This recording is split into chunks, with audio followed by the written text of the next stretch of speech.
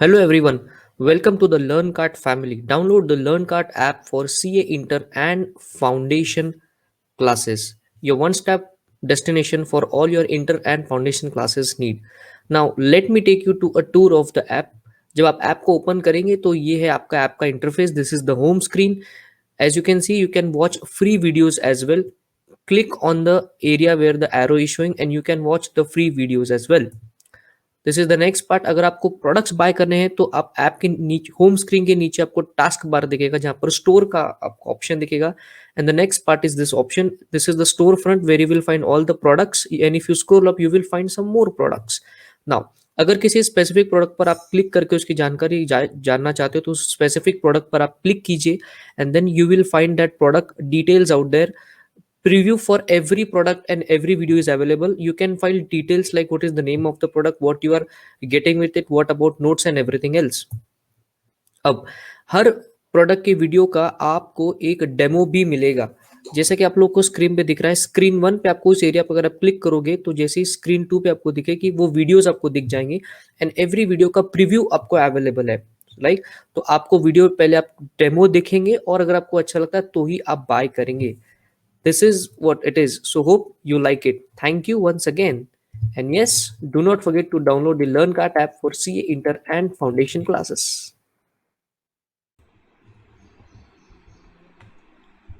Right so हम लोग चालू करेंगे आपके EIS के साथ. EIS-SM being one of the smallest subject of your group two. बहुत ही छोटा सा सब्जेक्ट है, इसके भरपूर मजे लेना है आपने. बिकॉज मैं आपको दिखा दूँ बहुत ज़्यादा सिलेबस नहीं है आपका.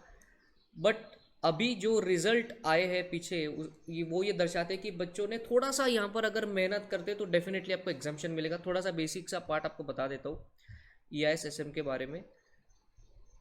First of all a myth that EIS and SM is all about computers and everything. ऐसा कुछ भी नहीं है. ये कंप्यूटर की स्टडी नहीं है, कंप्यूटर के रिलेटेड कैसे यूज करना है उसकी स्टडी. मैं हमेशा से कहता हूँ there are two types of users. एक होते हैं क्रिएटर और एक होता है उसका यूजर. तो हमको बेहतरीन हम यूजर बन सकते हैं बिकॉज इंजीनियर तो हम लोग है नहीं. तो हम लोग बेहतरीन यूजर्स बन सकते हैं. तो आप इंस्टीट्यूट चाहते हैं कि आप इस यूजर बेस को आराम से सीखो बिकॉज ये आपके लिए करना ज़रूरी है. बिकॉज जब आप CA बन जाओगे तो आज की दुनिया में तो विदाउट सॉफ्टवेयर कोई काम ही नहीं चलता. मैं आपको बता दूं जितनी अकाउंटिंग आप CA फाइनल में जब जब बनते हो CA, आपकी पूरी जो जर्नी होती है फाउंडेशन इंटर फाइनल, आप जितनी फिजिकल एंट्रीज पास करते हो उतनी एंट्रीज आपको रियल लाइफ में पास करने की जरूरत ही नहीं. भाई बिकॉज सॉफ्टवेयर है. आपने शायद टैली का नाम सुना होगा, उसके बाद बहुत सारे अलग अलग सॉफ्टवेयर है. क्विक बुक्स है, प्रॉफिट बुक्स .in है, जीरो करके है. तो ये सारे के सारे अकाउंटिंग सॉफ्टवेयर है जो आपके लिए अकाउंटिंग करके देंगे. मतलब आपको सिर्फ उसमें डेटा फीडिंग करना है और वो लेजर पोस्टिंग वो सारा चीज़ ऑटोमेटिकली होता है. तो टेक्नोलॉजी का नॉलेज आज के CAs के लिए बहुत ज़्यादा मस्ट है. और यही इसको ही मद्देनजर रखते हुए ICAI ने आपके सिलेबस को डिज़ाइन किया. तो एक सब्जेक्ट का नाम रख दिया उन्होंने EIS और दूसरे का उन्होंने रख दिया SM. अभी आप बोलोगे सर इन दोनों में एज सच कोई कॉम्बिनेशन है क्या, लाइक एक के दूसरे पर डिपेंडेंट है? ऐसा कुछ भी नहीं है. Both are carrying 50 marks each. 50 SM and 50 EIS. और इसका भी ब्रेकअप आप जानते हो, 15 goes for MCQ pattern and 35 marks is your theory paper. This is what it is. Same distribution है, 15 यहाँ पर भी एंड 35 यहाँ पर भी. अब इसका सबसे बड़ा फायदा ये होता है कि क्योंकि आपके MCQ में अगर आप देखो तो टोटल 30 मार्क्स आपके यहीं कवर हो जा रहे हैं. तो 70 मार्क्स का ही पेपर लिखना है. तो EIS-SM में ये प्रॉब्लम आने ही नहीं वाला आपको कि मेरे को पेपर लिखने को टाइम नहीं मिला. नॉर्मल केस में नहीं आना चाहिए. अगर आपने पूरी पढ़ाई करी है, सब कुछ आपको अच्छे से लर्न है वगैरह सब कुछ है, तो पेपर बड़ी आसानी से 2.5 घंटे में कंप्लीट हो सकता है. And 20 minutes are enough for these 30 marks. और सबसे मज़े की बात तो ये है कि इस MCQ में कोई निगेटिव मार्किंग नहीं है. तो सारे के सारे आपको अटेम्प्ट करके आने. अब इंस्टीट्यूट ने थोड़ा सा यहाँ पर MCQ के पैटर्न को चेंज किया है. पहले MCQ होते थे नॉर्मल, मतलब बुक से कोई भी क्वेश्चन उठाए उसके 4 ऑप्शन दे दिए और चलो भाई KBC खेल लो वहाँ पर. लेकिन अब यही MCQs केस स्टडी वाले हो चुके हैं. केस स्टडी जैसे आप अकाउंट से प्रॉब्लम्स को सॉल्व करते हो कि A कंपनी B कंपनी दोनों मर्ज हो गए और फिर वो अमालगमेशन AB लिमिटेड कंपनी बन गई और फिर उसका आपको डेटा दिया जाता है और उसके ऊपर से यू सॉल्व द प्रॉब्लम. इसी तरीके से EIS और SM दोनों में भी अब आपको मिलने वाले हैं केस स्टडी वाला पॉइंट. मतलब आपको बताएंगे कि ये बहुत सारा बिजनेस है, इसका 7 कॉन्टिनेंट्स में इनका बिजनेस फैला हुआ है, ये ग्लोबल कंपनी है, इसके इतनी मैन पावर है, इसके ये प्रोडक्ट लाइन है, इसकी ये स्ट्रैटेजी है. अब बताइए कि एज अ स्ट्रैटेजिस्ट आप क्या करोगे। ये हो गई एसएम की केस स्टडी, मतलब उसमें अलग अलग क्वेश्चंस आएंगे। और ईआईएस की केस स्टडी की मैं बात करूँ तो ईआईएस में कैसे क्वेश्चंस आएंगे कि you are a technology auditor, आपको बोलेंगे कि भैया तुम हो टेक्नोलॉजी ऑडिटर, और आप जाके देखो कि क्या चेक करोगे, कैसे चेक करोगे, कौन सी चीज़ें आनी चाहिए नहीं आनी चाहिए, तुम्हारा ऑब्जर्वेशन क्या है। एक आईटी कंपनी में तुम एज एन एम्प्लॉय काम कर रहे हो या एज अ टेक्निकल असिस्टेंट तुम ज्वाइन हो गए, तो वहाँ पे सजेशन तुमको देना पड़ेगा इंफॉर्मेशन सिक्योरिटी के रिलेटेड। तो ऐसी कुछ केस स्टडीज आएंगी आपको ईआईएस में और एसएम में। ये ब्रीफली मैंने आपको बताया बिकॉज बेटा ये 15 मार्क्स और ये 15 मार्क्स ये आपके हक के मार्क्स हैं, इनको बिल्कुल आपने यहाँ पर आपको आउट ऑफ मार्क्स आना ही चाहिए। यहाँ अगर आपने आउट ऑफ मार्क्स ला लिए तो EISSM में 60+ स्कोर करना बहुत ज़्यादा आसान है। One of my student from 2019 batch, November 2019 का मेरे बैच से one of the student had scored 82 marks in EISSM। Can you believe 82 marks. एक ही उसका फंडा है, उन्होंने इस पे बहुत ध्यान दिया। 30 marks are really very important, these are your make or break. Understand, अगर 5 मार्क का थियोरी क्वेश्चन आ रहा है उसमें तुमने 1.5-2 पेज भी लिख दिया तो कितना मिलेगा, मिलके 4 ही मिलेगा, 4.5 मिलेगा, लेकिन यहाँ तो आपको कंप्लीट मार्क्स मिल सकते हैं। ये एक आपको ध्यान रखना है। तो मैं पेपर को मतलब सिलेबस स्टार्ट करने से पहले आपको थोड़ी सी ट्रिक्स बता रहा हूँ। तो MCQ पे हमको बड़ी बढ़िया तरीके से ध्यान देना है। दूसरा एरिया जो स्कोरिंग होता है आपके EISSM में, जो EIS का पार्ट है, that is called as flow chart. क्या इसके बारे में कभी पहले आपने सुना है, बताना एक बार यस और no. Have you heard about it, क्या आपने इसके बारे में सुना है फ्लो चार्ट के बारे में? Yes sir. Yes sir. तो बताइए क्या होता है फ्लो चार्ट, सुना है तो बताइए, व्हाट इज फ्लो चार्ट?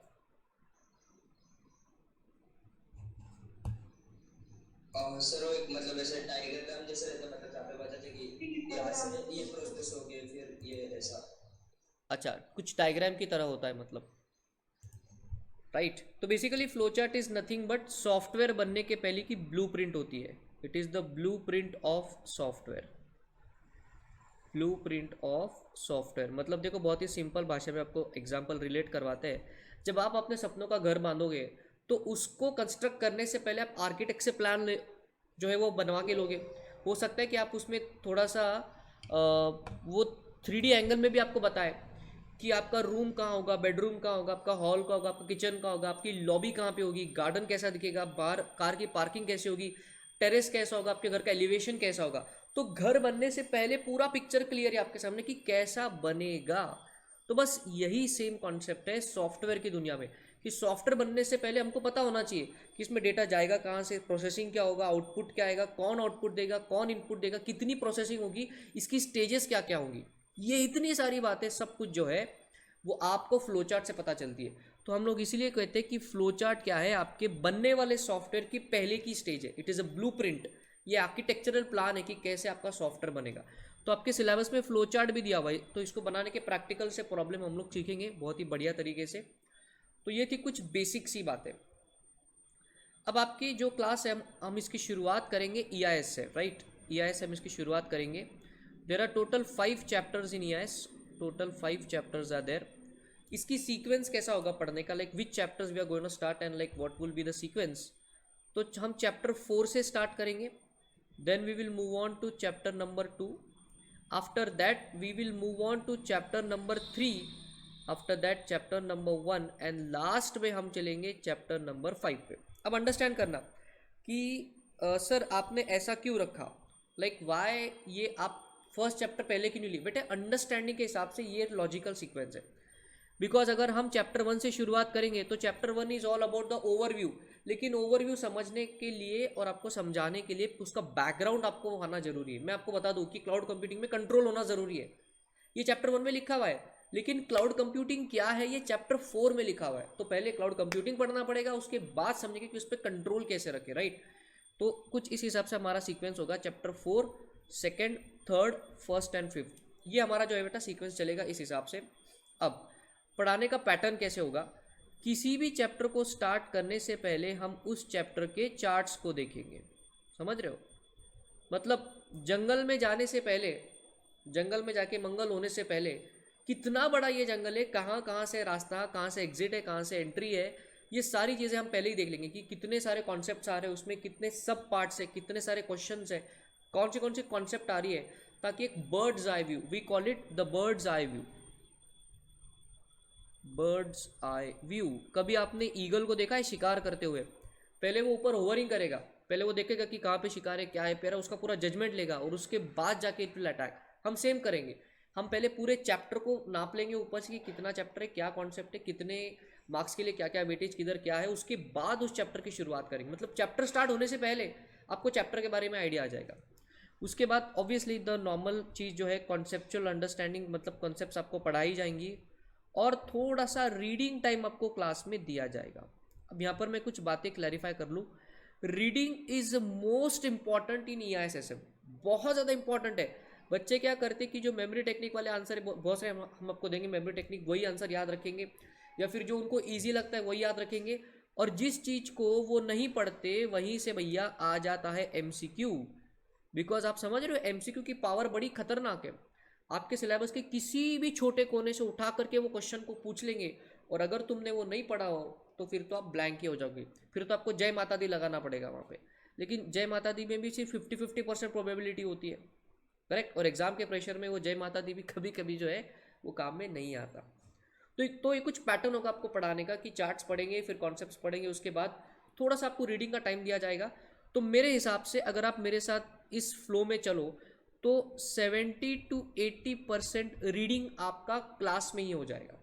ठीक है जी, आपका क्लास में ही रीडिंग हो जाएगा। This is what it is. अब सर ये MCQ आप कैसे सॉल्व करवाओगे? तो बेटा MCQ के लिए हमने एक बहुत बड़ा क्वेश्चन बैंक बनाया है, more than 900 question chapter wise divided. वो मैं आपको आपके ग्रुप में सेंड कर दूंगा, तो वो फ्रीली PDF डाउनलोडेबल है, वो हमारे वेबसाइट पे भी अवेलेबल है, वहाँ पे जाके आप जो है आराम से इसको ले सकते हो। ठीक है, so that was all about how we are going to be. अब हम शुरुआत करेंगे चैप्टर नंबर 4 से, लेकिन शुरुआत करने से भी पहले EIS में कुछ ऐसी बेसिक सी कॉन्सेप्ट्स है जो हर चैप्टर में आ रही है, तो पहले उन कॉन्सेप्ट को हम पढ़ेंगे और उसके बाद EIS की जो है वो शुरुआत करेंगे। तो आज का जो हमारा लेक्चर होगा that will be dedicated to common pool concept. अच्छा, Riddhi has raise a hand. बताओ रिद्धि, क्या डाउट है आपका? रिद्धि जी बताइए, you have raise the hand या गलती से हो गया?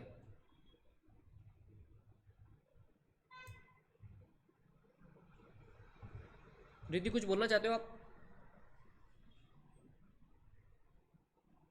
आई गेस नॉट। चलिए विल मूव सर फॉरवर्ड। हाँ बोलिए। Can you start recording? Recording already हो रही है मेरे एंड पे। Okay sir. Yes, it's already being recorded at my end, don't worry. Let me just check once. Yeah it's being recorded. चलिए अब हम जो है आगे बढ़ेंगे और कॉमन पूल कॉन्सेप्ट पे हम चलेंगे। सो आज का जो हमारा लेक्चर होगा that will be dedicated to common pool concepts. Common pool concepts, ये हमारा फंडा है पढ़ाने का कि पहले ही दिन बच्चों को वो सारा पढ़ा दो जो पूरे सिलेबस में आने वाला है। ये आज का लेक्चर बड़ा इंपॉर्टेंट है, अब इसको हल्के में ना लेना। हो सकता है कि सिलेबस में आगे जाके मैं आपको बताऊँ कि अच्छा वो देखो पहले दिन मैंने आपको वो कॉन्सेप्ट बताई थी ना, वो इधर एप्लीकेबल है। ठीक है ना, बिकॉज ये कुछ ऐसी बेसिक कॉन्सेप्ट है जो आपको याद आनी चाहिए। और सबसे पहले तो अपने मन से डर निकाल लीजिए कि हमको बहुत रट्टा लगाना पड़ेगा। क्या सी अंडरस्टैंड, EISSM में 3 चीज़ें आपको सक्सेस दिलाएगी एग्जाम में। पहली ऑब्वियसली कॉन्सेप्चुअल अंडरस्टैंडिंग, दूसरा ऑब्वियसली उसको थोड़ा सा कुछ पार्ट को आपको लर्न करना पड़ेगा, वो क्या लर्न करना पड़ेगा, कैसे लर्न करना पड़ेगा वो मैं आपको बता दूंगा, और तीसरा जो हिस्सा है वो है क्वेश्चन का इंटरप्रिटेशन। हाँ, ये एक ऐसा पेपर है जहाँ पर क्वेश्चन का इंटरप्रिटेशन भी बहुत बड़ा रोल प्ले करता है। मतलब जब एग्जाम में क्वेश्चन आता है, बच्चा कंफ्यूज हो रहा है, मैं आंसर A लिखूँ, B लिखूँ या C लिखूँ, उसको तीनों आंसर आ रहा है लेकिन कौन सा लिखना यही पता नहीं है, और इधर ही आधी गड़बड़ होती है कि सब कुछ आते हुए भी आप नहीं लिख पा रहे हो। तो क्वेश्चन इंटरप्रिटेशन स्किल पर भी हम काम करेंगे, कैसे करेंगे वो धीरे धीरे आपको पता चलेगा। तो चलिए we will move forward to the common pool concept. अभी तक कोई किसी को कोई डाउट है, कुछ पूछना है तो पूछ ले, otherwise will move forward. So the very first concept that we are going to study is about the concept of system. The concept of system. ये कॉमन पूल कॉन्सेप्ट्स आपके सिलेबस में फ्रेगमेंटेड बेसिस पे दी हुई है, तो आपको इसको अलग से लिखने की जरूरत नहीं है, लेकिन मैं आपको पढ़ा रहा हूँ बिकॉज ये पूरे सिलेबस में हर चैप्टर में आ रहा है, तो हम इसको थोड़ा सा पहले ही पढ़ लेंगे। The concept of system. चलिए मैं आपसे जानना चाहता हूँ कि आप में से कुछ बच्चे मुझे बताएं कि इस वर्ड को सुन के like what what comes to your mind, what is a system, क्या लगता है आपको सिस्टम का मतलब क्या होगा?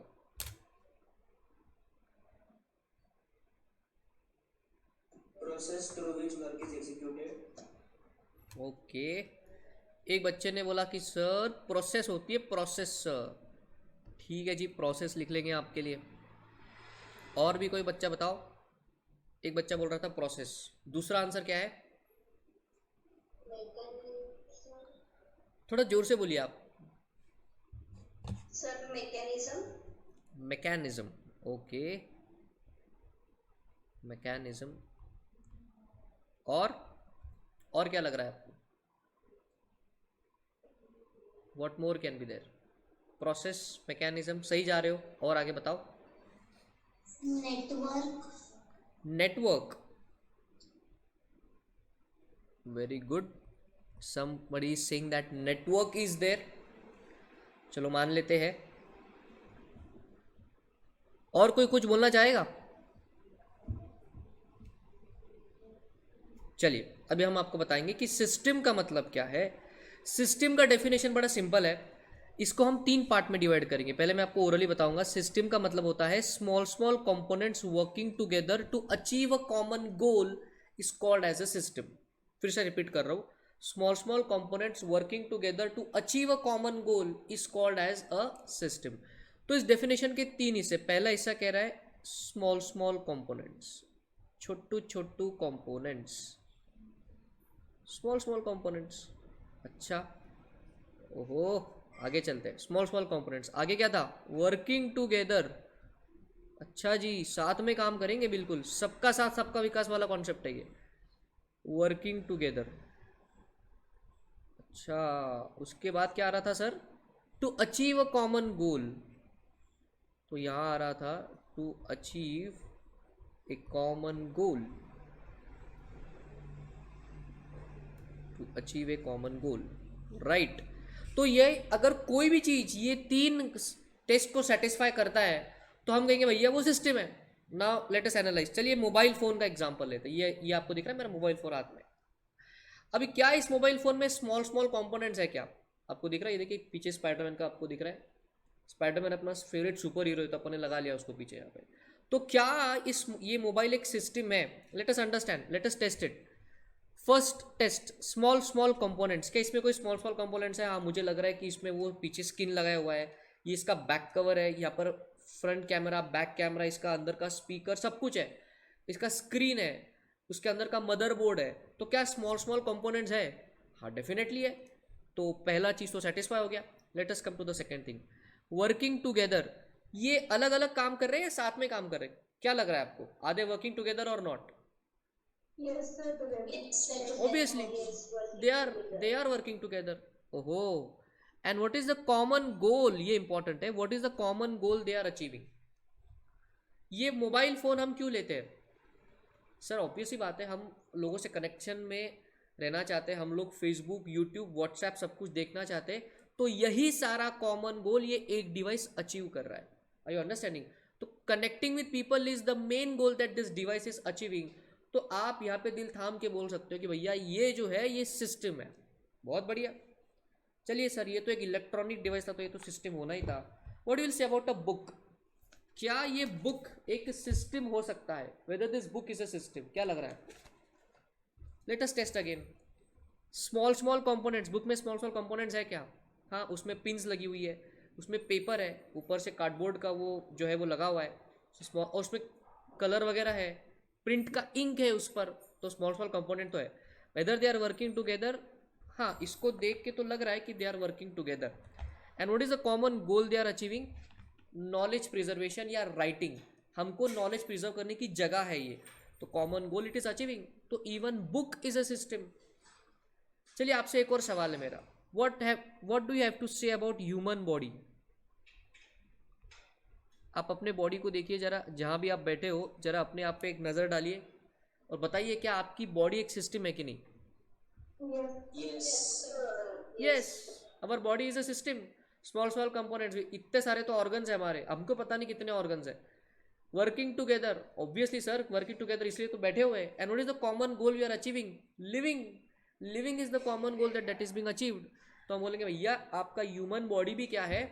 सिस्टम है। अब बात करेंगे मुद्दे की, क्योंकि ये सब कुछ सिस्टम है तो क्या कंप्यूटर भी एक सिस्टम है क्या? Weather a computer is also a system. आपके सामने लैपटॉप, ये भी तो एक छोटा कंप्यूटर ही है। तो जैसा ये एक सिस्टम है तो भैया कंप्यूटर भी एक सिस्टम है। आप समझ रहे हो? और इस डेफिनेशन से एक बात तो आपको शायद क्लियर हो गई होगी कि इस दुनिया में हर चीज एक सिस्टम है। कुछ भी ले लो आप, कुछ भी, even the atmosphere, the environment, the air, it is a system. समझ रहे हो? जिस कैमरा से आप देख रहे हो वो भी एक सिस्टम है, जिस पंखे के नीचे शायद आप बैठे होंगे वो भी एक सिस्टम है। ये जो सारा स्टूडियो, ये जो सारा बैकग्राउंड है, ये भी सब क्या है? It's a system. लेकिन आपके सिलेबस में हमको कौन सा सिस्टम सीखना है? पूरी दुनिया की बात नहीं करनी, हमको कौन सी सीखना है? कंप्यूटर वाले सिस्टम की हम बात करेंगे। सो that was a very basic concept of system. आगे बढ़ेंगे, बिकॉज आपके सिलेबस में बहुत सारा सिस्टम सिस्टम ये वर्ड आएगा तो अभी ये डेफिनेशन आपके मन में बैठ जाना चाहिए। अगला कॉन्सेप्ट है, यहाँ तक किसी कोई डाउट है? अगर डाउट हो तो इमीडिएटली रुका के अब आप अपना माइक ऑन करके आप मुझे पूछ सकते हो। अगला कॉन्सेप्ट, सेकेंड वन, ये कॉमन पूल बड़ा इंपॉर्टेंट है, ये आपका ऐसे खून में उतर जाना चाहिए बिल्कुल, कि रात को उठा के पूछो भैया सिस्टम क्या है तो बोलना तू बोल रहा है तू सिस्टम है, मेरे को उठाया मैं भी सिस्टम हूँ, ऐसा तुम्हारे मन में से आना चाहिए। ये देखिए सेकेंड कॉन्सेप्ट है data versus information. Data versus information. चलिए सनसनीखेज खुलासा आपसे करेंगे, क्या लग रहा है आपको इन दोनों वर्ड्स में क्या डिफरेंस है? What is data and what is information? Information is useful data. वाह क्या बात! Information is, data is any information. हाँ हाँ मैं सुन रहा हूँ, बोलते जाइए। Data is processed information. Aditi कह रही है कि डेटा इज प्रोसेस्ड इंफॉर्मेशन, और तनिष्क क्या बोल रहा था? Data is any information. Data is any information. अच्छा, और बताइए, कोई बच्चा कोई और बताइए। देखो डरना नहीं आपको, बिल्कुल दिल खोल के बोल लो, यहाँ बोल लो, गलती करोगे चलेगा, एग्जाम में नहीं करना, बिल्कुल जो मन में आए बोल दो, बिल्कुल। When data is processed, it becomes information. When data is processed, it becomes information। वाह, यश ने यहाँ पर सिक्सर लगा दिया है। हाँ बोलिए Aishwarya. Data is a wider term than information. Okay, good input from everyone. चलिए अब आपको एग्जैक्ट बताएंगे data versus information. Data versus information, ठीक है ना? पहले आपको कुछ पॉइंट्स लिख देंगे, उसके बाद जो है हम उसके एग्जांपल्स को देखेंगे। डेटा जो होता है ये बड़ा ही रॉ होता है, it is in a raw form, no unsorted, इसमें कोई सॉर्टिंग फॉर्मेटिंग कुछ नहीं होती। May or may not be updated, may or may not be updated, may or may हो भी सकता है नहीं भी हो सकता है, ठीक है ना? ये ऐसा दोनों इसमें चीज़ें पॉसिबल है। और लास्ट में not relevant for decision making, not relevant for decision making, बहुत simple, not relevant for decision making. Sir कोई एग्जांपल दीजिए, मतलब दिमाग में घुस जाए एकदम। इमेजिन करो कि हमको जाके दिल्ली में क्लासेस चालू करनी है, तो मैंने आईसीआई से बोला आईसीआई आप जो है बच्चों का जो है हमको एक्सेल शीट भेज दो, जहाँ पर सारे बच्चों का जो है आपके पास उनका रजिस्ट्रेशन वगैरह जो कुछ भी आपके पास वो सारा एक्सेल शीट हमको भेज दो। आईसीआई ने एक्सेल उठाया और मेरे को मेल कर दिया। अब जब उस एक्सेल शीट को मैंने देखा ना, I am a faculty for CA inter EISSM, तो मुझे क्लासेस लगानी है EISSM की, तो सबसे पहले तो मुझे ये देखना पड़ेगा कि इन सारे बच्चों में से इंटर का बच्चा कौन है, उसमें से सेकंड ग्रुप का बच्चा कौन है, उसमें से फ्रेशर्स कौन है, कौन से जो है वो एग्जाम एक बार दे चुके, कौन कैसा है, उसके हिसाब से किसको फास्ट ट्रैक देना है, किसको रेगुलर करना है, किसको बूस्टर बैच देना है। ये 3 तरह की बैचेस चलती है, तो इतना मुझे डीप एनालिसिस करना पड़ेगा। तो इंस्टीट्यूट ने मुझे जो एक्सेल दिया उसमें केवल बच्चों का नाम था, 15 लाख बच्चों का नाम था, उनका रजिस्ट्रेशन नंबर, उनका मेल आईडी, मोबाइल नंबर, सब कुछ था, लेकिन कौन इंटर फाइनल किधर क्या है कुछ समझ में नहीं आ रहा, न्यू सिलेबस ओल्ड सिलेबस कुछ समझ में नहीं आ रहा। तो बेसिकली इंस्टीट्यूट ने जो एक्सेल फाइल मुझे दिया है, क्या ये सॉर्टेड है कि अनसॉर्टेड है? It is unsorted. क्या इससे मैं इमीडिएट डिसीजन मेकिंग कर सकता हूँ क्या? बिल्कुल नहीं। और हो सकता है कि ये अपडेटेड हो या ना हो, मुझे इसको एनालिसिस करना पड़ेगा। तो बेसिकली वो जो एक्सेल फाइल वहाँ इंस्टीट्यूट ने मुझे ऐसा दे दिया है रॉ फॉर्म में, that excel file is nothing but a data. Now let's talk about information. Information जैसे कि एक बच्चे ने बोला था, it is a processed data, it's a processed data, it is sorted, मतलब फॉर्मेटिंग वगैरह हो रखी है। और दो सबसे इंपॉर्टेंट चीज है, सबसे बड़ी चीज है, अपडेटेड है, और दूसरा क्या है, relevant for decision making, relevant for decision making. Sir इसका क्या मतलब है, एग्जांपल दीजिए ना। अब मैंने वो एक्सेल फाइल क्या करा, मेरे ऑफिस के बंदे को दिया, मैंने कहा भाई इसमें बैठ के एनालिसिस कर ले और अपने को जो लगता है वो इन्फॉर्मेशन बाहर निकाल। तो उसने उसको फॉर्मेटिंग करा, इंटर फाइनल फाउंडेशन को अलग करा, फिर इंटर में से ग्रुप 1 ग्रुप 2 को अलग किया, फिर फ्रेशर्स कौन से, रिपीटर्स कौन से, फिर किसको बूस्टर, वो सब कुछ निकाल करके मेरे को एक छोटी सी एक्सेल फाइल फॉर्मेट करके दी। Now that is updated also and that is immediately relevant for my decision making. तो अब मैं बोलूंगा कि जो मेरे बंदे ने मेरे को एक्सेल फाइल बना के दी है, now that is an information, right. अब चलिए एक और एग्जांपल लेते हैं। आपका टैक्सेशन के क्लासेस आपके हुए हैं क्या? कुछ क्लासेस हुआ आपका टैक्सेशन का, आगे पीछे कुछ हुआ? यस। तो आपको बजट के बारे में तो आइडिया होगा कि हर साल इंडिया में बजट आता है। अभी अब इंडिया के अपने फाइनेंस मिनिस्टर निर्मला सीतारमन, वो हर साल बजट लाते हैं, वो मतलब जब तक उनकी सरकार है तब तक वो बजट लाएंगे। अब 2012 में जब मैं स्टूडेंट था तभी भी बजट आया था, और इस साल भी बजट आया है, हर साल बजट आ रहा है। तो 2012 में जो बजट आया था वो आज आपके एग्जाम के लिए रेलेवेंट नहीं है।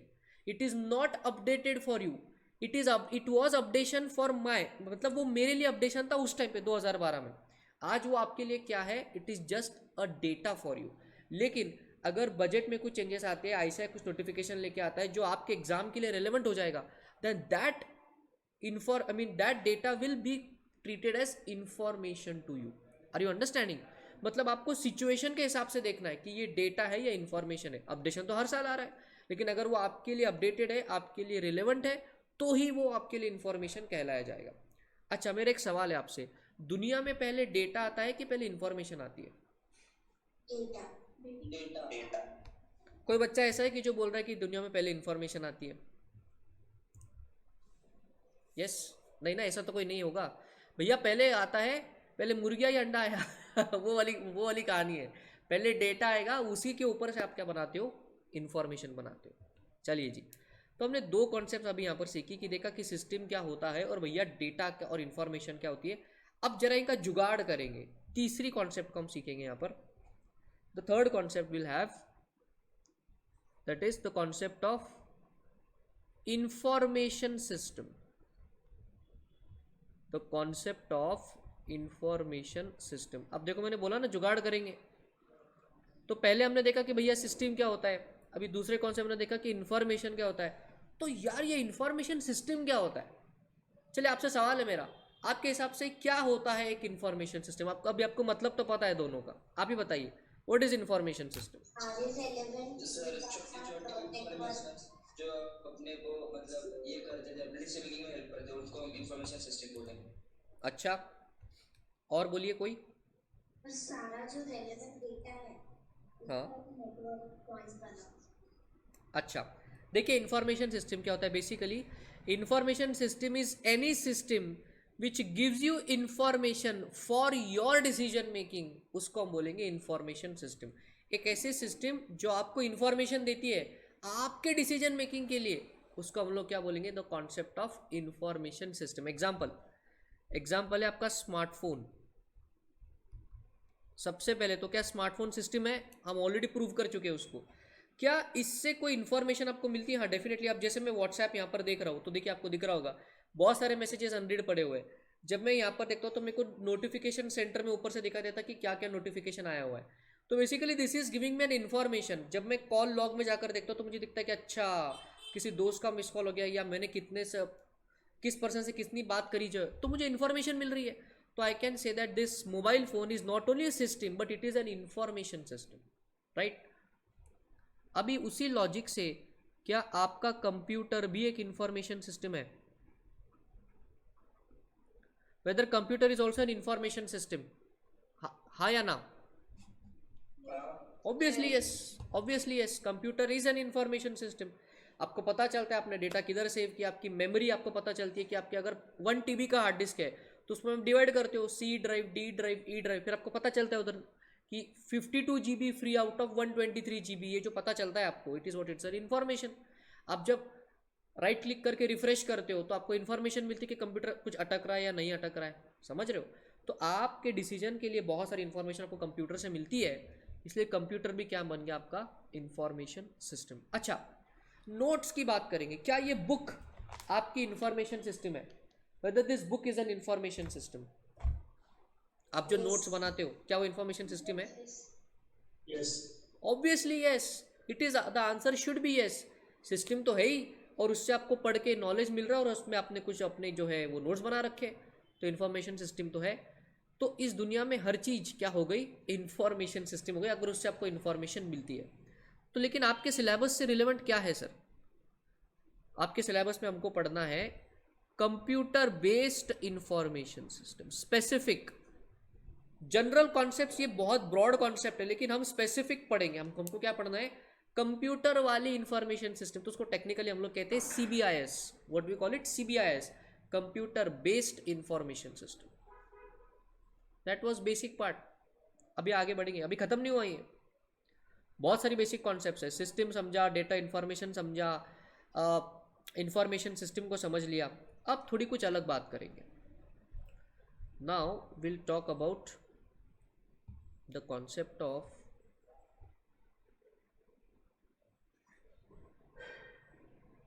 Of network. नेटवर्क का मीनिंग क्या होता है? क्या लग रहा है आपको? What is the meaning of the term network? Network का मीनिंग, नेटवर्क माने connection, correct, very good, the right word is connection. Network का मतलब होता है कनेक्शन। अभी आप और मैं आज इंटरनेट से जुड़े हुए हैं, तो क्या इंटरनेट एक नेटवर्क है?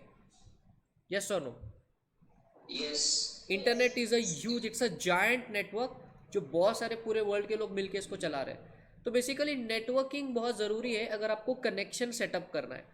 और कंप्यूटर की दुनिया में there are 2 types of network, एक होता है एक्सटर्नल नेटवर्क और एक होता है internal network. Sir external network मतलब जो ब्रॉडबैंड की वायर, जो आपका ऑप्टिक फाइबर का वायर जहाँ से इंटरनेट आ रहा है आपको, फिर चाहे वो वायरलेस हो या वायर्ड हो, फर्क नहीं पड़ता, that is an external network. Sir internal network कैसे होगा? क्या कंप्यूटर में कभी इंटरनल नेटवर्क होता है क्या? हाँ डेफिनेटली होता है। चलिए आपको कुछ एग्जाम्पल दिखाएंगे। क्या कंप्यूटर का कभी मदरबोर्ड देखा है आपने? सर सुना तो है, कभी घर पे मौका नहीं मिला, कभी खोलने की हिम्मत ही नहीं हुई। ये देखिए भाई, ये आपके सामने मदरबोर्ड, अगर आप ठीक तरीके से इसको देख पा रहे हो तो I able to see it? I guess yes. तो अगर आप इस मदरबोर्ड को बड़ी आराम से देख रहे हो तो उसमें बहुत सारे पार्ट्स आपको दिखेंगे। ये वाला इमेज थोड़ा ठीक है बिकॉज इसमें काफ़ी ज़्यादा जानकारी आपको आ रही है। अरे गूगल बाबा नीचे हो जा, ज़्यादा ही जूम हो गया। ये देखिए, अगर उस मदरबोर्ड का अगर आप देखो तो एक जगह पे आपकी रैम लगी हुई है, एक जगह पे आपके वो मदरबोर्ड का ठंडा जो लगता है वो पंखा लगा हुआ है, फैन लगा हुआ है। उसके बाद एक जगह पे आपका प्रोसेसर लगा हुआ है, दूसरी जगह पे आपका बायोस का लगा हुआ है। तो बेसिकली एक ही मदरबोर्ड पे इतनी सारी चीज़ें लगी हुई है, तो ये एक दूसरे से इंटरनली भी कनेक्टेड है। अगर कनेक्शन नहीं है तो काम कैसे चलेगा? CPU से हार्ड डिस्क कनेक्टेड ही नहीं है, तो CPU को पता ही नहीं कि हार्ड डिस्क किधर है। रैम अपना अकेला ही घूम रहा है जंगल में, उसको पता ही नहीं कि कौन किधर है। तो कंप्यूटर काम कैसे करेगा? कनेक्शन तो होना जरूरी है। इसलिए कंप्यूटर में 2 तरह के नेटवर्क होता है, एक होता है आपका एक्सटर्नल नेटवर्क और ये होता है आपका इंटरनल नेटवर्क। तो इस चीज़ को ज़रा बेसिक के लिए ध्यान रखना, 2 टाइप्स ऑफ नेटवर्क। अब अगला कॉन्सेप्ट आ रहा है, the concept of logical access. The concept of logical access. चलिए लॉजिकल को भूल जाइए, मुझे आप ये बताइए कि एक्सेस का मीनिंग क्या है। What is meaning of the term access? अब बोलोगे सर कितना सिंपल सवाल है, एक्सेस मतलब सुजुकी एक्सेस, क्या बात कर रहे हो आप हैं? Yes. Suzuki access? नहीं नहीं नहीं, तो बताइए आप what is the meaning of the term access? हाँ एक बार रिपीट करना। रीच, ओके, कोई और? You are almost correct. जैसे आप देखिए ये पेन है, इस पेन को मैंने अपने हाथों में पकड़ रखा है, तो मैं बोलूंगा कि मेरे को इस पेन का एक्सेस है, बराबर। अभी आप और हम मिलकर वर्चुअल मोड पर क्लासेस को कर रहे हैं, तो हम एक दूसरे को एक्सेस है, आपको नॉलेज बेस का एक्सेस है। इंस्टीट्यूट ने आपका स्टडी मटेरियल बनाया, लेकिन वो उन्होंने बनाया, बच्चों तक कैसे मिलेगा? तो उन्होंने अपने वेबसाइट पर डाल दिया, उन्होंने आपको फिजिकल घर पे डिलीवरी दे दी, तो आपको नोट्स का एक्सेस मिल गया। तो basically reach is a very proper word कि किसी भी चीज़ को अगर आप जाकर उसको पकड़ सकते हो या उस तक रीच हो सकते हो, वो आपके कंट्रोल में आ सकता है, या आप उसको डेटा भेज सकते हो या वहाँ से डेटा आ सकता है, तो हम बोलेंगे आप एक दूसरे के एक्सेस में हो। समझे नहीं समझे? और अब बात करेंगे लॉजिकल एक्सेस की। अच्छा, लॉजिकल का क्या मीनिंग होगा? मतलब ये लॉजिकल का क्या मीनिंग होगा? कौन बताएगा लॉजिकल का मीनिंग? लॉजिकल एक्सेस का ऐसा मीनिंग क्या होगा? मतलब मजा आएगा आपके आंसर सुन के, बताओ लॉजिकल एक्सेस का मीनिंग क्या हो सकता है?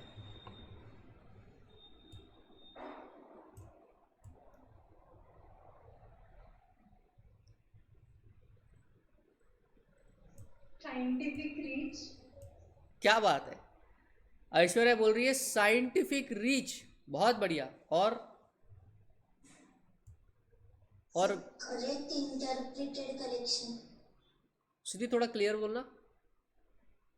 तो लॉजिकल मतलब हम करेक्ट इंटरप्रेटेड बोल सकते हैं, और फिर एक्सेस का ओहो, मीनिंग मतलब करेक्ट। होशियारी वाला एक्सेस, ये आपको कहना है?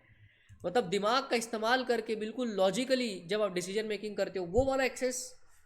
देखिए कंप्यूटर की दुनिया में लॉजिकल एक्सेस ये बड़ा फैंसी वर्ड है, ये वर्ड का लिटरल मीनिंग कुछ और है, लेकिन कंप्यूटर की दुनिया में इसका मीनिंग अलग बदल जाता है। देखो देर आर टू कंप्यूटर्स, आज के बाद कोई आपको पूछे कि लॉजिकल एक्सेस का मतलब क्या है, तो आप बिल्कुल ये बताना उसको। Now there are two computers, ठीक है, computer A and this is computer B. अब इमेजिन करो ये आपके घर का लैपटॉप है और यहाँ पर ये गूगल का सर्वर है, गूगल का सर्वर जहाँ से आप जीमेल को एक्सेस करते हो, तो हम बोलेंगे ये जीमेल वाला मशीन है, जीमेल सर्वर। तो जब भी आप google.com पे जाकर जीमेल को ओपन करते हो, तो बेसिकली आप अपने कंप्यूटर से कनेक्शन इस्टेब्लिश करते हो इस सर्वर पे, बिकॉज आपका डेटा बेटा इस सर्वर पे, डेटा बेटा इस सर्वर पे। क्या क्या बात है, मतलब सही लाइन बोल दी, डेटा बेटा आपका इस सर्वर पे है। तो कंप्यूटर की दुनिया में लॉजिकल एक्सेस का मतलब होता है एक कंप्यूटर से किसी दूसरे कंप्यूटर को एक्सेस करना वाया नेटवर्क, उसको हम कहते हैं लॉजिकल एक्सेस। एक बार रिपीट करूंगा, एक कंप्यूटर से दूसरे कंप्यूटर को एक्सेस करना वाया नेटवर्क, उसको उस चीज को हम लोग क्या कहते हैं कंप्यूटर की दुनिया में? Logical access. देखिए कितना अलग लिटरल मीनिंग है इसका। तो नॉर्मली जब आप फेसबुक पे जा रहे हो तो लॉजिकली उस सर्वर को आप एक्सेस कर रहे हो। आप आज जो वर्चुअल क्लासेस देख रहे हो ना, ये जूम के थ्रू हम वर्चुअली कनेक्टेड है यहाँ पर, समझ रहे हो? तो हम लोग लॉजिकली कनेक्टेड एक दूसरे से, रियलिटी में नहीं, लॉजिकली वर्चुअल में कनेक्टेड है। So that is the concept of logical access. Tell me, are you enjoying the subject? मजा आ रहा है? Yes. कुछ नया नया कॉन्सेप्ट सीख के? Yes. ये सारी चीज़ें आपके लिए मतलब रोज़ाना ज़िंदगी में होती है ये, लेकिन पता नहीं कि इसको ये कहते हैं। So that was the concept of logical access.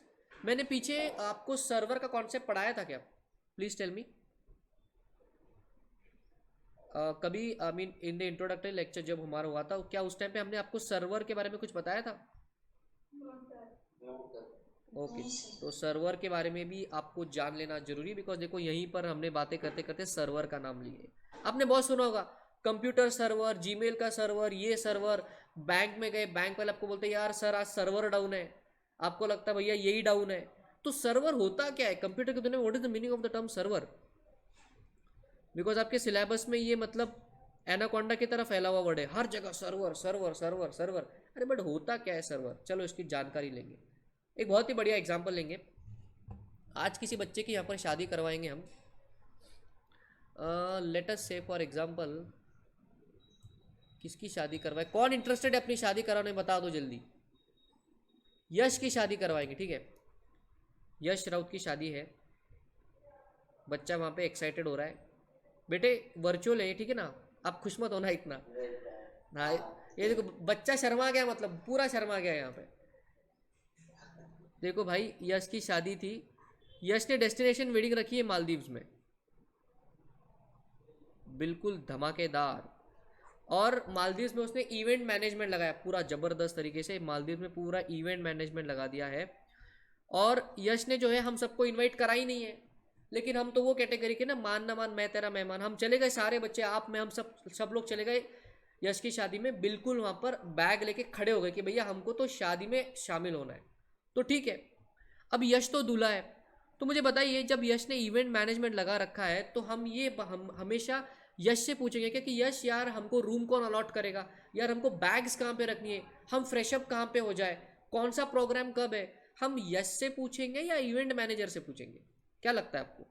Event manager. Obviously event manager से पूछेंगे, बिकॉज हर चीज़ अगर यश से ही पूछने लगे तो यश बोलेगा यार मैं शादी करूँ या तुम्हारे डाउट सॉल्व करूँ यहाँ पर, हाँ मतलब शांति की ज़िंदगी जीऊँ या नहीं जीऊँ मैं।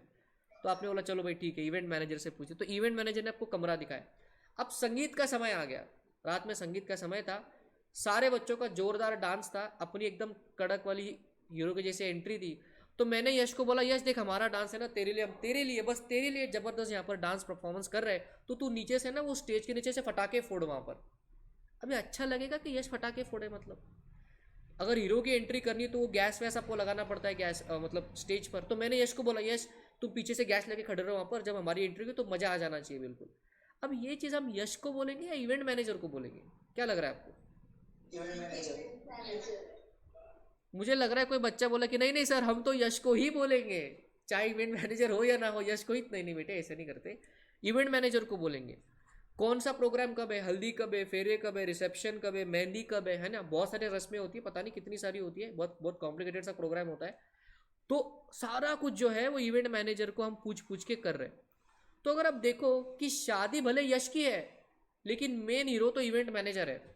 सारे लोग जो मालदीव्स में आए हुए हैं वो सबकी सब इवेंट मैनेजर को पूछे कि भैया अब बता दो प्रोग्राम क्या है, अब कौन सा जो है ये रिसेप्शन है कि क्या है, अब कौन सा प्रोग्राम है, अब डांस कैसे करना है, कौन सी चीज़ कहाँ पे रखी हुई, किसका क्या स्केड्यूल है, वो सब कुछ इवेंट मैनेजर को पता है।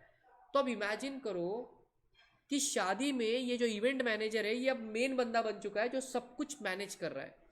बस आपके कंप्यूटर की दुनिया में ये इवेंट मैनेजर ही आपका सर्वर है, जिसको सारे कंप्यूटर जो नेटवर्क में लगे हुए हैं वो सर्विस पूछते हैं कि मेरे को डेटा का फाइल दे दे, मेरे को प्रोसेसिंग करना है, मेरे को फाइल को सेव करना है, मेरे को ईमेल करना है, मेरे को अकाउंट ओपन करना है, अकाउंट क्लोज करना है, अकाउंट को टर्मिनेट करना है, और पता नहीं कितनी बातें। लेकिन सारी रिक्वेस्ट को एंटरटेन कौन कर रहा है? सर्वर। और यहाँ पे यश की शादी में वो सर्वर कौन है? आपका event manager. Please tell me, did you understand the concept of a computer server? Yes और नो? Yes sir. यश आपको तो समझ गया होगा, है कि नहीं? क्लियर है सर एकदम। यश कहीं दूसरे ख्यालों में तो नहीं चले गए भाई, वापस आ जाओ। नहीं सर। हाँ आपकी हंसी सब कुछ बता गई आंखों ही आंखों में। चलो कोई बात नहीं, अभी आगे बढ़ेंगे हम। तो भैया सर्वर का ये कहानी था कि सर्वर होता क्या है। सर्वर से अगला एक कॉन्सेप्ट निकल के आता है, that is the concept of node. ये कैसा गंदा सा नाम है, नोड क्या होता है भाई? नोड क्या होता है?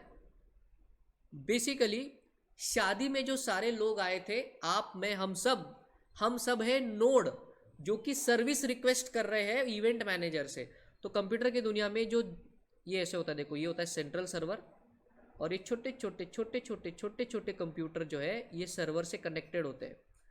तो ये तो हमारा भैया सर्वर है, सर्वर बबुआ है, और ये जो रिक्वेस्ट कर रहा है सर्वर से इसको हम क्या कहते हैं? Node.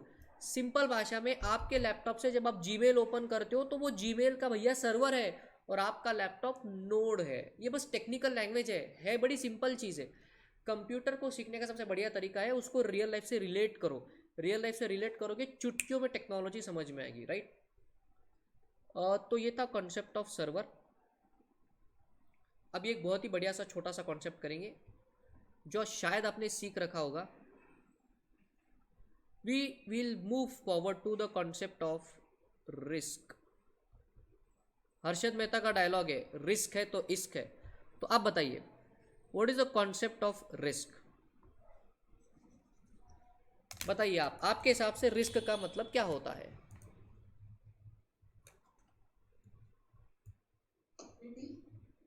Danger of threats, danger of threat, okay.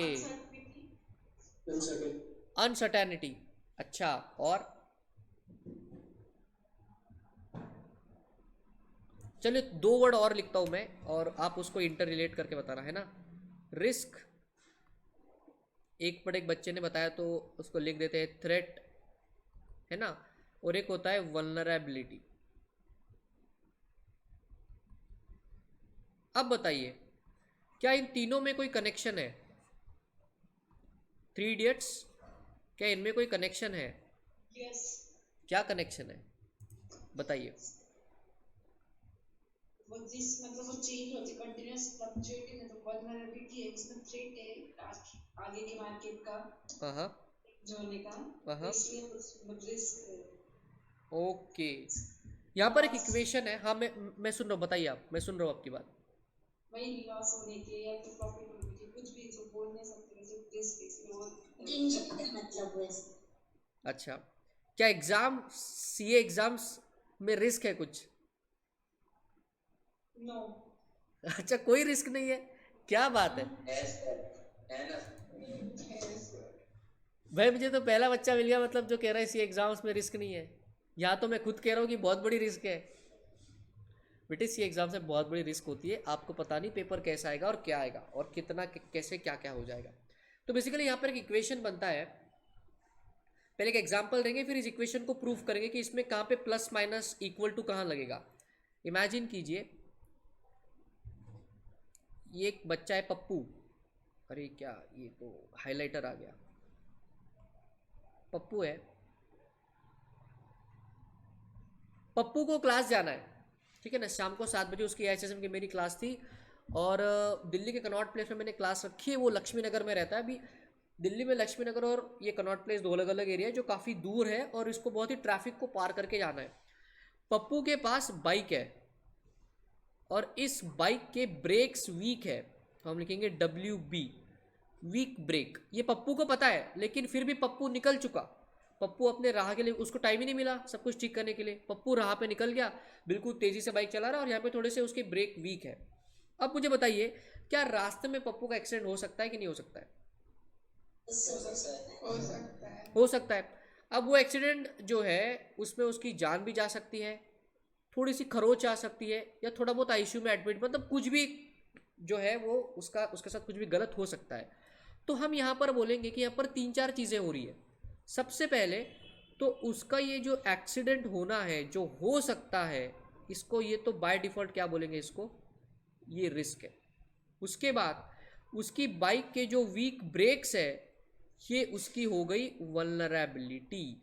Vulnerability का बेटे मतलब होता है, वल्नरेबिलिटी का मतलब होता है वीकनेस विद इन। वल्नरेबिलिटी का मतलब होता है वीकनेस विद इन, मतलब तुम में कोई कमी है। हमारे एग्जाम्पल में उस बाइक में कमी थी, करेक्ट। और थ्रेट का मतलब क्या होता है? हमारे एग्जाम्पल में थ्रेट क्या है? थ्रेट है वो सारे के सारे पर रास्ते पर चलने वाले व्हीकल्स, सारे के सारे एनिमल्स और सारे के सारे ह्यूमंस जिनसे इसकी टक्कर हो सकती है, वो सारे थ्रेट है। रोड पर चलने वाली हर गाड़ी इसके लिए थ्रेट है, रोड पर चलने वाला हर एनिमल, हर human, we are also social animal, तो सब कुछ एक थ्रेट, क्योंकि किसी के भी साथ टक्कर हो सकती है, डैश हो सकता है और इनका एक्सीडेंट यहाँ पर हो सकता है। तो हम यहाँ पर बोलेंगे कि रिस्क का एक बहुत ही बढ़िया सा खूबसूरत सा एक इक्वेशन बनता है, risk is equals to threat exploiting your vulnerability. ध्यान से देखना इसको, यहाँ पर इक्वल टू का सिंबल है, यहाँ पर एडिशन का सिंबल है। जब थ्रेट और वल्नरेबिलिटी आपस में जुड़ जाते हैं तो रिस्क मटेरियलाइज हो जाती है।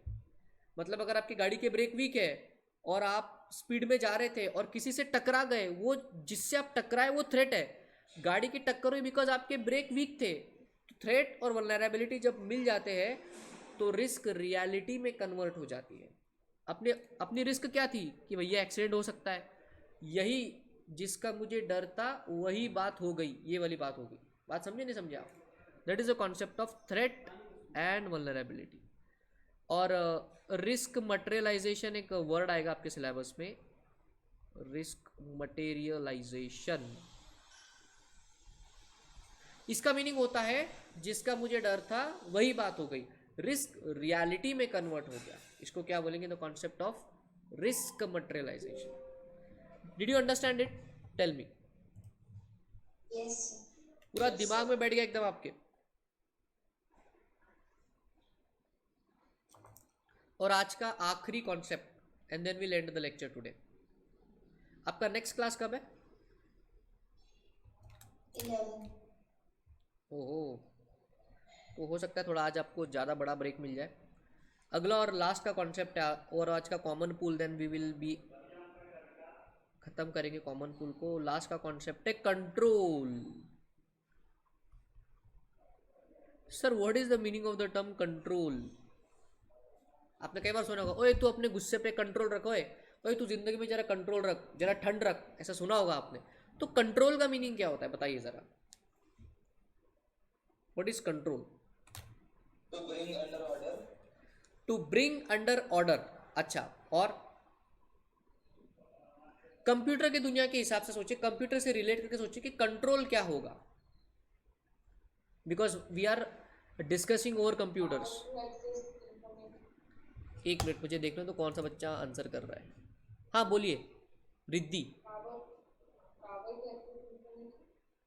Power to access information. अच्छा, और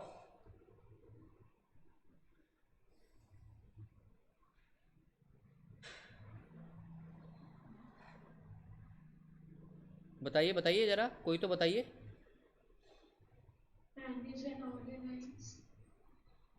एक बार फिर रिपीट करना, मैं आंसर सुन नहीं पाया आपका। मैनेज और ऑर्गेनाइज करना। अच्छा, मैनेज एंड ऑर्गेनाइज करना, उसका मीनिंग होता है कंट्रोल। ठीक है, देखिए मैं आपको बताता हूँ कि कंट्रोल का मीनिंग क्या है। कंप्यूटर की दुनिया में कंट्रोल का मीनिंग होता है कि ये जो रिस्क है ना, रिस्क उसको मटेरियलाइज होने से बचाना।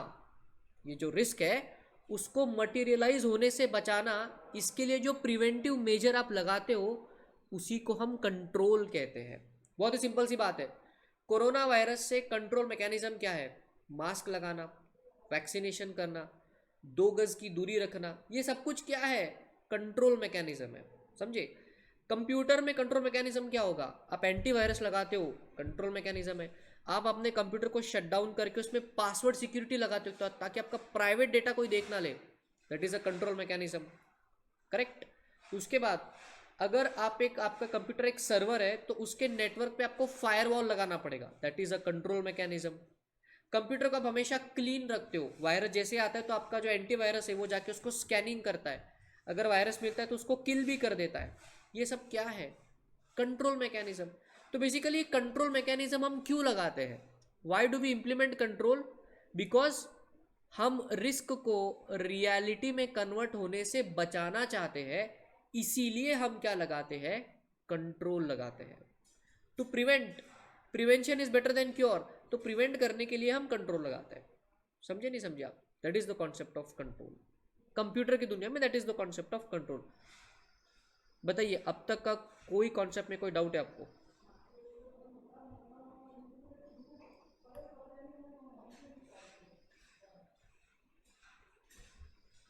तो that was all about the concept of common pool, जहाँ पे हमने सिस्टम सीखा, डेटा इन्फॉर्मेशन देखा, इन्फॉर्मेशन सिस्टम देखा, network, logical access, server, node क्या होता है, रिस्क क्या होती है, और लास्ट में ये भी सीख लिया कि भैया कंट्रोल क्या होता है। ठीक है?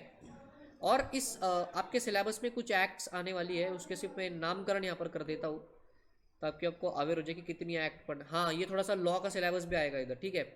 हमको पढ़ना है IT act, that is information technology act, ये हमको पढ़ना है। नॉट इनकम टैक्स नहीं, इंफॉर्मेशन टेक्नोलॉजी एक्ट। थोड़ा सा कंपनीज एक्ट भी हमको पढ़ना है, थोड़ा सा हमको जो है वो बैंकिंग रेगुलेशन एक्ट भी हमको पढ़ना है, बैंकिंग वाला।